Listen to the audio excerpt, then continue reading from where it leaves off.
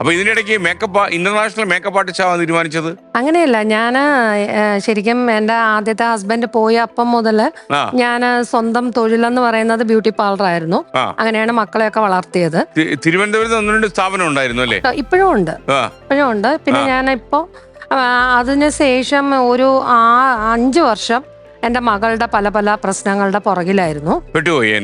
പെട്ടുപോവുക എന്നുള്ളതിനേക്കാളും നേടിയെടുക്കാനുള്ള ശ്രമം. പെടുക എന്ന് പറയുന്നത് നിസ്സാര വാക്കായി പോവും. കാരണം ഞാൻ അമ്മയാണ്, എനിക്ക് അവളെ നേടുക എന്നതായിരുന്നു.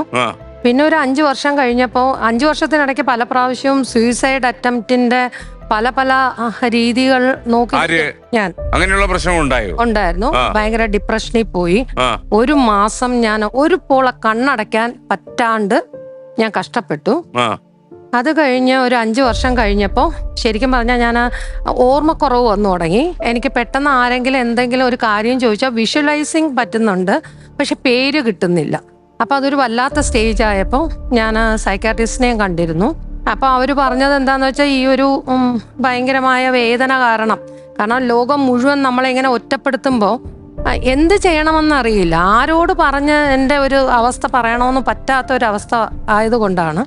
പിന്നെ ഞാൻ നെറ്റ് വഴിയാണ് തൃശ്ശൂരിലുള്ള ഒരു രാജ എക്കോ ബീച്ച് കാണാനിടയായി. അതായത് Tamil film stars Surya and Jyothika വന്ന് ട്രീറ്റ്മെൻ്റ് എടുത്ത സ്ഥലം.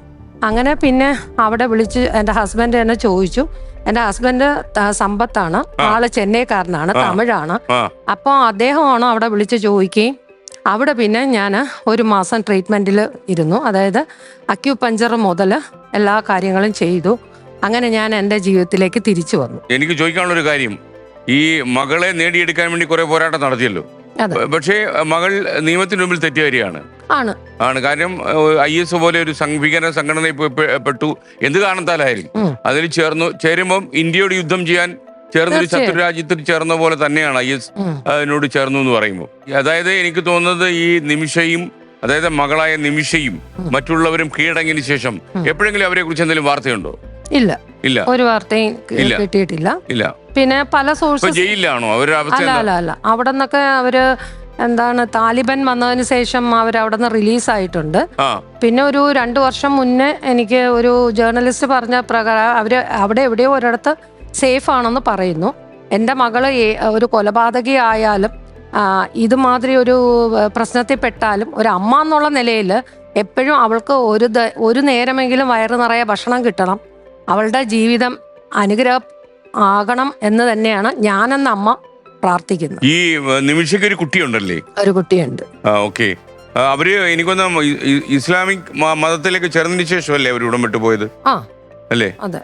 ഇവരുടെ ഒരു വഴികൾ ശരിയല്ല എന്ന് തോന്നിയ സമയത്ത് തിരിച്ചു കൊണ്ടുവരാൻ ശ്രമിച്ചിരുന്നോ? അങ്ങനെ ആയിരുന്നിരുന്നുവെങ്കിൽ ഇന്നിപ്പോ അവൾ അവിടെ കാണൂല, ഇവിടെ എൻ്റെ ഒപ്പം ഉണ്ടാവുമായിരുന്നു. ഞാൻ ഇങ്ങനത്തെ കാര്യങ്ങള് ഞാനത് സ്റ്റാർട്ടിങ് മുതലേ അറിഞ്ഞിരുന്നുവെങ്കിൽ, പക്ഷെ ഞാനെന്ന അമ്മ അറിഞ്ഞപ്പോഴത്തേക്ക് അതങ്ങ് വളരെ വൈകി കഴിഞ്ഞു. പിന്നെ എല്ലാ അമ്മമാരുടെയും ഒരു അവസ്ഥ ഇത് തന്നെയായിരിക്കും. കാരണം ഇപ്പം നമ്മൾ മക്കളെ സ്കൂളിലോ കോളേജിലോ വിടുന്ന, യഥാർത്ഥത്തിൽ പറഞ്ഞാൽ ഈ സ്കൂളിലെ ടീച്ചേഴ്സ്, പ്രിൻസിപ്പൽ, ഇതൊക്കെയാണ് അവരുടെ സെക്കൻഡ് ഹോം. പക്ഷേ ഈ സെക്കൻഡ് ഹോമിലുള്ള ആൾക്കാർ എപ്പോഴെങ്കിലും ഫീസ് മുടങ്ങുമ്പോൾ മാത്രമേ ഈ പാരൻസിനെ കോണ്ടാക്ട് ചെയ്യാറുള്ളൂ. ഇതിൻ്റെ അകത്ത് ഇങ്ങനത്തെ പല സംഭവങ്ങൾ നടക്കുമ്പോൾ ഒരു കോളേജിലെയോ ഒരു സ്കൂളിലെയോ ടീച്ചേഴ്സ് അവരുടെ ഒരു പരിധി വിട്ട് വീട്ടുകാരെ കോണ്ടാക്ട് ചെയ്യാറില്ല. ആ ഒരു അപാകതയും എൻ്റെ മകൾക്ക് ഈ ഒരു കാരണത്തിന് വഴിതെളിച്ചു എന്നാണ് ഞാൻ വിശ്വസിക്കുന്നത്. ഈ സംഭവത്തെ കുറിച്ച് അറിയാത്ത പ്രേക്ഷകർ തീർച്ചയായിട്ടും ഈ പരിപാടി കാണുന്നുണ്ടാവും, പ്രത്യേകിച്ച് യങ്സ്റ്റേഴ്സ്. അപ്പം ഈ തിരുവനന്തപുരത്തുള്ള നിമിഷ എവിടെ പഠിക്കാൻ പോയപ്പോഴാണ് ഈ പ്രണയബന്ധത്തിലൊക്കെ ആയിപ്പോയത്? അത് യഥാർത്ഥത്തിൽ ഒരു പഴയ കഥയാണ്, വളരെ നാളുകൊണ്ട് പറയുന്നതാണ്. അവളൊരു dental college, Kasaragod century dental കോളേജാണ് തെരഞ്ഞെടുത്തതല്ല. പഠിക്കാൻ താല്പര്യം അങ്ങനെയില്ല, ഞങ്ങളുടെ ഒരു ജാതിയുടെ ഒരു ഇത് വെച്ചിട്ട് വരുമ്പോ കിട്ടിയത് അവിടെയായിരുന്നു. അതായത് റാങ്ക് അവൾക്ക് കുറവായിരുന്നു, 2800 ആ റേഞ്ച്, അല്ലെ 3000 എന്തോ ഉള്ളൂ. അപ്പം സ്വാഭാവികമായിട്ട് എത്രയും ഡിസ്റ്റൻസിലുള്ളതാണെങ്കിൽ മാത്രമേ ഈ ഒരു ഓപ്ഷൻ ഉള്ളൂ. അങ്ങനെ വച്ചു പോയി. പിന്നെ ഇപ്പം എനിക്ക് തോന്നുന്നു നമ്മൾ ഇതുകൊണ്ട് സംഭവിച്ചു എന്ന് എല്ലാവരും പറയുമ്പം ഞാൻ ചോദിച്ചോട്ടെ, ഇത് അല്ലെങ്കിലും എന്തോ സംഭവിക്കേണ്ടതായിരുന്നിരിക്കും. കാരണം ഞാൻ പലപ്പോഴും എന്നെ തന്നെ തിരുത്താൻ ശ്രമിച്ചിട്ടുണ്ട്. ആ സ്കൂളിൽ ചേർക്കാതിരുന്നിരുന്നുവെങ്കിൽ, ആ എൻട്രൻസ് കോച്ചിങ് സെൻറ്ററിൽ ചേർക്കാതിരുന്നുവെങ്കിൽ, ഈ കോളേജിൽ പക്ഷെ നടന്നു കഴിഞ്ഞില്ലേ. ഇനി എനിക്ക് ഇതിന്റെ അകത്ത് ഞാൻ സങ്കടപ്പെട്ടിട്ടോ ഒന്നും ചെയ്യാൻ നമ്മളിപ്പം ഒരു കോളേജിൽ ചേർന്നുകൊണ്ട് ഇത് സംഭവിക്കണമെന്നില്ല. അപ്പൊ അങ്ങനെയെങ്കിൽ ഇങ്ങനത്തെ ഒരു നിയമ നടപടികൾ അനുസരിച്ച് 21 പേരെ കാണാതാകുന്നു എന്നുള്ളൊരു ഇൻഫോർമേഷൻ എന്തായാലും നമ്മുടെ ഇവിടെയൊക്കെ ഡിപ്പാർട്ട്മെന്റുകളുണ്ട്, IB തുടങ്ങിയ പല അവരറിയാണ്ട് ഒന്നും നടക്കൂലല്ലോ.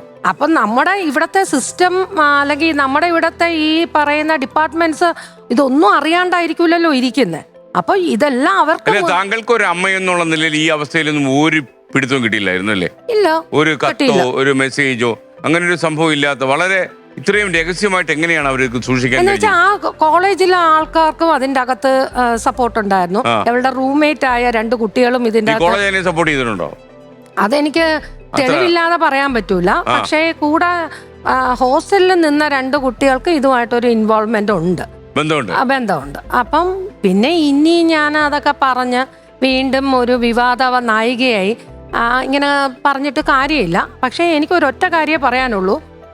എൻ്റെ മകള് ഏത് തരത്തിലെ ഒരു പാതകം ചെയ്യുമ്പോഴും ഞാൻ പ്രസവിച്ചവളല്ല അവളെന്ന് എനിക്ക് ആരടുത്തും പറയാൻ പറ്റൂല.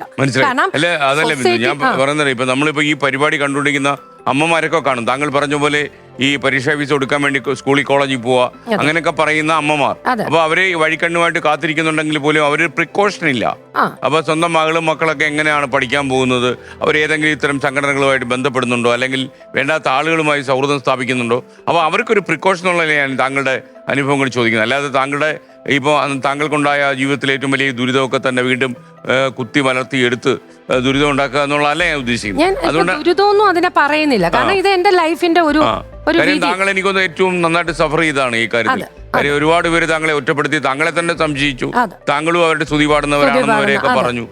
കാര്യം എനിക്കൊന്ന് അന്വേഷണ ഏജൻസികളൊക്കെ താങ്കളെ കുറിച്ച് കൂടുതൽ വിവരങ്ങളൊക്കെ തേടിയിരുന്നു തോന്നുന്നു. പക്ഷെ അവരൊക്കെ എന്നോട് വളരെ മാന്യമായിട്ടും അവരൊക്കെ എനിക്ക് വളരെ സപ്പോർട്ടീവായിട്ടാണ് നിന്നത്.